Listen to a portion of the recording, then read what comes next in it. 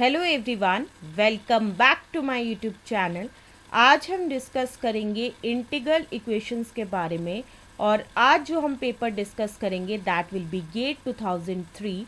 तो चलिए स्टार्ट करते हैं आज की वीडियो को। आज का हमारा क्वेश्चन है the integral equation that is y of x is equal to lambda into integral from 0 to 2 pi sine of x plus t into y of t into d t has. तो इस question में basically हमें क्या पूछा गया है कि ये जो इंटीग्रल इक्वेशन है इसके पास क्या है। So the options for this particular question are as follows. Option A is 2 solutions for any value of lambda. Option B is unique solution for every value of lambda. Option C is infinitely many values of lambda and option D is infinitely many solutions for 2 values of lambda. तो इस question में basically हमें 4 options दिए गए हैं और हमें बताना है कि इन चारों में से करेक्ट आंसर क्या है। तो चलिए डिस्कस करते हैं इस क्वेश्चन के सॉल्यूशन को। सबसे पहले हम लिखेंगे the given integral equation is that is y of x जो है वो किसके बराबर है, that is lambda into integral from 0 to 2 pi sine of x plus t into y of t into d t. So which further implies that y of x जो है वो किसके बराबर होगा, that is lambda into integral from 0 to 2 pi sine of x into cos of t plus cos of x into sine of t into y of t into d t. अब आप ये सोचे होंगे कि ये चीज़ कहाँ से आई है, तो उसके लिए हमने फॉर्मूला यूज़ किया है that is sine of A plus B, जो कि किसके बराबर है, that is sine A into cos of B plus cos of A into sine B. So ये फॉर्मूला चूज़ करके जो है ये चीज़ आई है।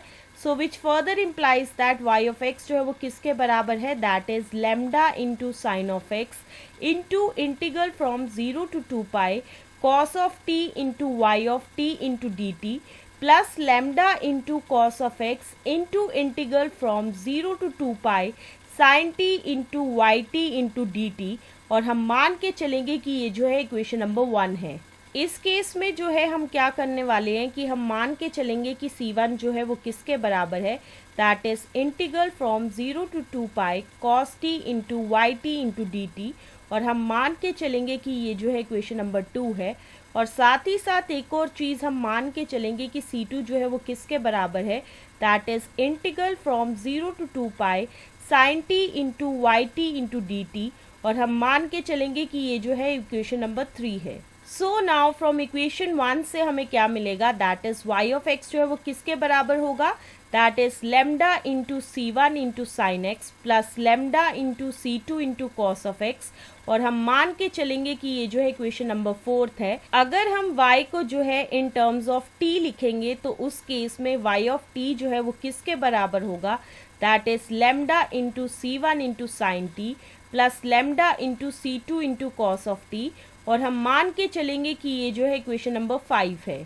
जब हम इक्वेशन 5 को जो है वो यूज़ करेंगे तो इक्वेशन 2 जो है वो कुछ इस तरीके की होगी, दैट इज C1 जो है वो किसके बराबर होगा, that is integral from 0 to 2 pi cos t into lambda C1 sine t plus lambda C2 cos of t into d t. So which further implies that C1 जो है वो किसके बराबर होगा, that is lambda into C1 into integral from 0 to 2 pi sine t into cos of t into d t plus lambda into C2 into integral from 0 to 2 pi cos square t into d t.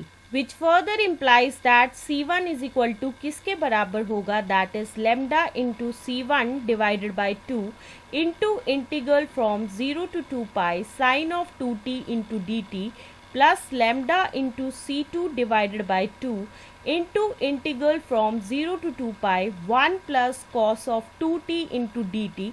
अब आप ये सोचे होगे कि ये चीज़ कहाँ से आई है, तो उसके लिए हमने एक फॉर्मूला यूज़ किया है that is sine of 2 theta जो है वो किसके बराबर होता है, that is 2 into sine theta cos theta.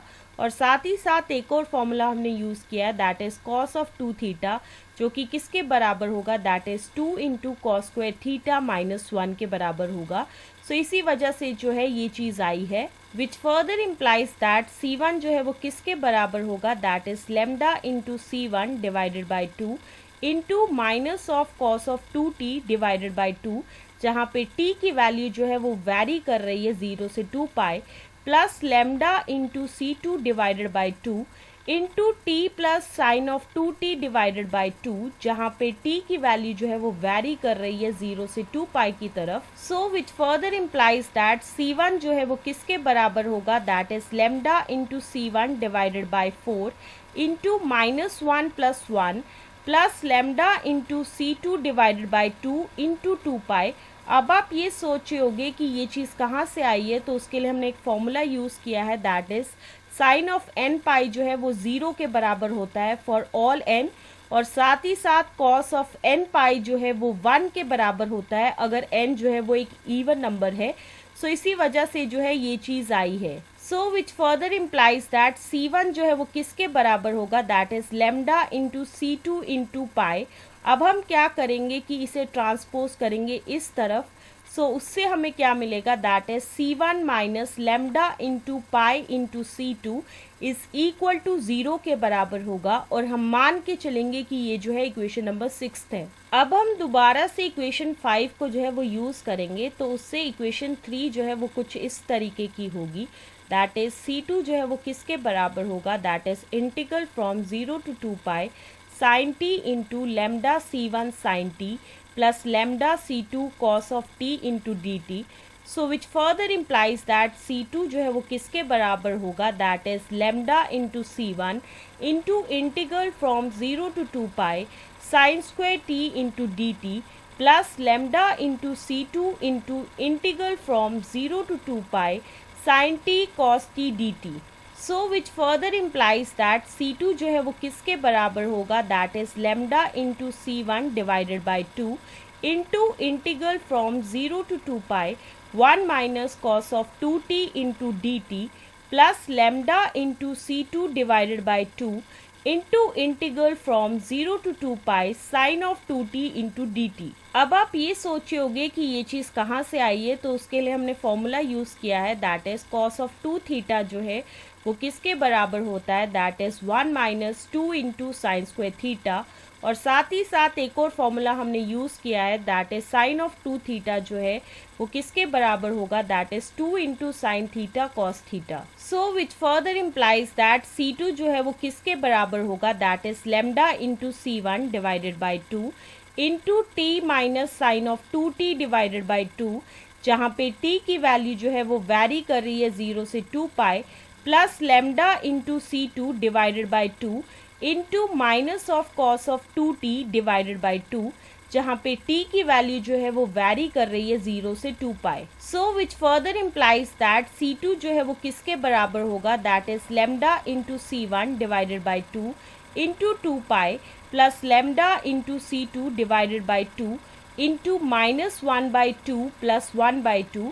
अब आप ये सोचे होगे कि ये चीज़ कहाँ से आई है, तो उसके लिए हमने फॉर्मूला यूज़ किया है, that is cos of n पाई जो है वो 1 के बराबर होगा अगर n जो है वो इवन है, और साथ ही साथ एक और चीज़ हमने यूज़ की है, that is sine of n पाई जो है वो इक्वल टू 0 के बराबर होता है फॉर ऑल n.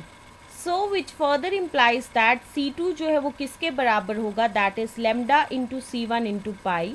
अब हम क्या करेंगे कि C2 को जो है इस तरफ ट्रांसपोज करेंगे, सो उससे हमें क्या मिलेगा, that is pi into lambda into C1 minus C2 is equal to 0, और हम मान के चलेंगे कि ये जो है इक्वेशन नंबर 7 है. सो इस पूरी डिस्कशन के बाद हमें एक सिस्टम मिला है होमोजीनियस लीनियर इक्वेशन का, that is C1 minus lambda into pi into C2 is equal to 0, और साथ ही साथ एक और चीज़ हमें मिली है, that is pi into lambda into C1 minus C2 is equal to 0. अगर हमें इस सिस्टम ऑफ इक्वेशंस का जो है एक नॉन ज़ीरो सोल्यूशन चाहिए, तो उसके लिए हमें क्या चाहिए होगा, डिटर्मिनेंट ऑफ द मैट्रिक्स, जिसकी पहली रो है 1 माइनस लेमडा इंटू पाई और दूसरी रो है lambda into pi minus 1.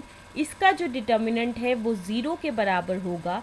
So which further implies that -1 plus lambda square into pi square is equal to 0. So which further implies that lambda जो है वो किसके बराबर होगा, that is plus minus 1 divided by pi. So the eigen values are given by, that is lambda 1 जो है वो किसके बराबर होगा, 1 divided by pi, और साथ ही साथ lambda 2 जो है वो किसके बराबर होगा, that is -1 divided by pi. अब हमारा नेक्स्ट स्टेप ये होने वाला है कि हम सब्स्टिट्यूट करेंगे value of lambda which is equal to किसके बराबर है, that is lambda 1, and which is further equal to किसके बराबर है, that is 1 divided by pi, और इसे हम पुट करेंगे इक्वेशन 6 और इक्वेशन 7 में. सो उससे हमें क्या मिलेगा, that is C1 minus C2 is equal to 0, और साथ ही साथ C1 minus C2 is equal to 0. So इस पूरी डिस्कशन से हमें क्या पता चला कि C1 जो है वो C2 के बराबर है. सो नाउ फ्रॉम इक्वेशन 4 हमें क्या मिलेगा, that is y of x जो है वो किसके बराबर होगा, that is 1 divided by pi into C1 into sine x plus 1 divided by pi into C1 into cos of x which is further equal to किसके होगा, that is C1 divided by pi into sine of x plus cos of x, और हम मान के चलेंगे कि ये जो है इक्वेशन नंबर 8 है. अब हमारा नेक्स्ट स्टेप ये होने वाला है कि हम लेमडा की जगह जो है वो क्या लेंगे, दैट इज लेमडा 2 लेंगे.